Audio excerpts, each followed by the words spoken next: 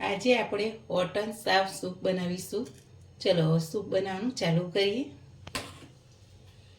Gas ચાલુ કરી કઢાઈ મૂકીશું.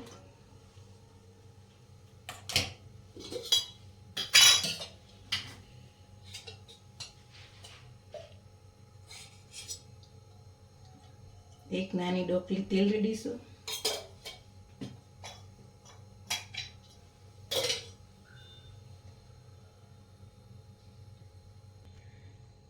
આપણે નાની એક ચમચી લસણ નાખીશું, થોડું અધકચરું ટીચેલું.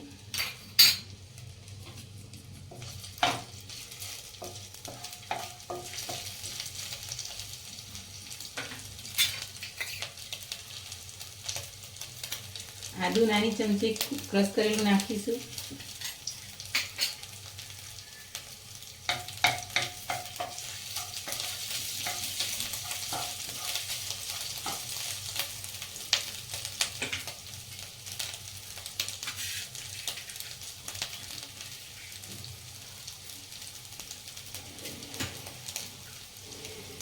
તીખું મરચું નાનું સમારીને નાખીશું.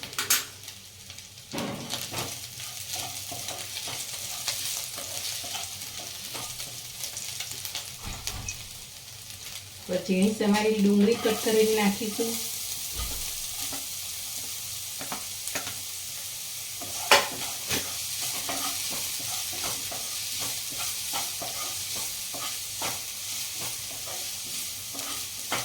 ડુંગળીને થોડી ફ્રાય થવા દઈશું.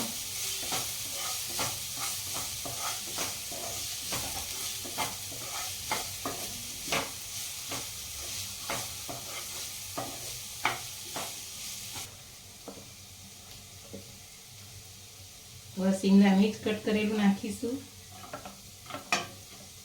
ફણસી નાખીશું કટ કરેલી.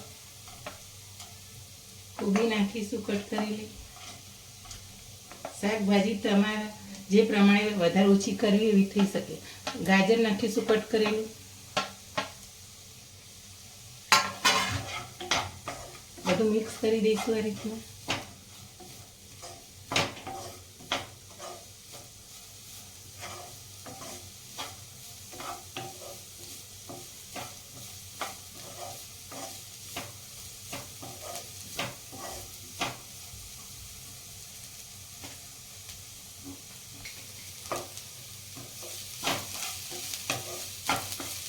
બધા વેજીટેબલ શાકના આ રીતના થોડી વાર આપણે થવા દઈશું અંદર.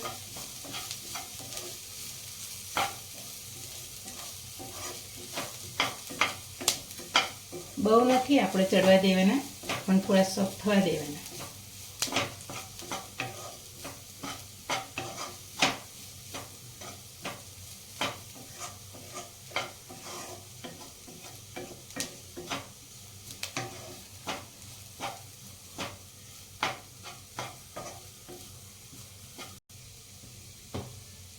મીઠું નાખીશું સ્વાદ અનુસાર.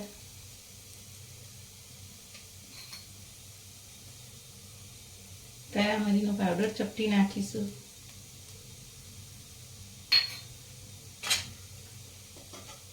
પાછું મિક્સ કરી દઈશું આ રીતના.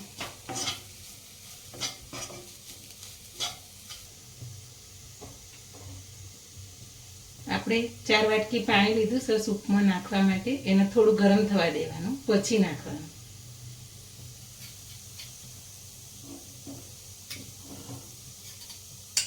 હવે આપણે નાની 2 ચમચી સોયા સોસ નાખીશું. 1 ચમચી રેડ સોસ નાખીશું.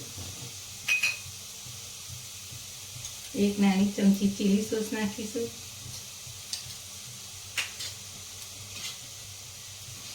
મિક્સ કરીશું આ રીતના.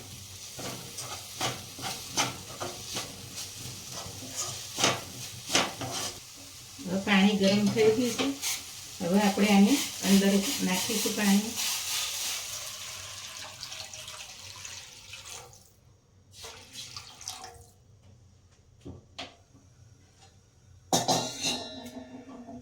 હવે આપણે એને થોડી વાર ઉકળવા દઈશું.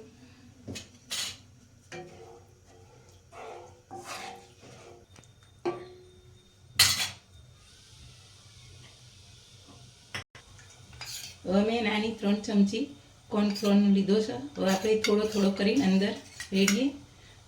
તમારે જેવો જાડો કે પાતળું જોઈતું એ પ્રમાણે આપણે કોર્નફ્લોર રેડીશું.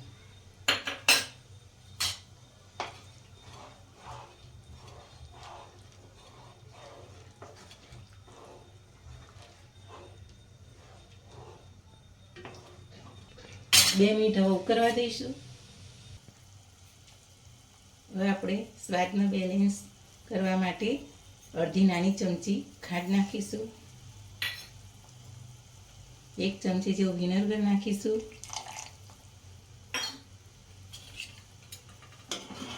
આનો ખાટો મીઠો સરસ સ્વાદ આપણો તૈયાર થશે. જો સરસ આપણો વોટન સાવન સૂપ તૈયાર થાય છે. 1 મિનિટ રહેવા દઈશું, પછી આપણે ગેસ બંધ કરીશું. જો આપણો સૂપ તૈયાર થઈ ગયો. જો આપણો વોટન સાવ સૂપ તૈયાર થઈ ગયો. હવે ગેસ બંધ કરી દઈશું અને આપણે હવે બાઉલમાં કાઢી લઈશું.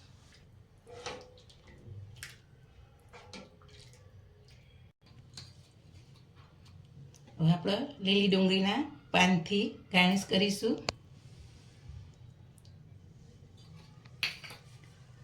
આપણો વોટન સાવ સૂપ તૈયાર થઈ ગયો. મારી આ ડીશ ગમી હોય તો મારી ચેનલને લાઈક કરજો, શેર કરજો અને સબસ્ક્રાઈબ કરજો.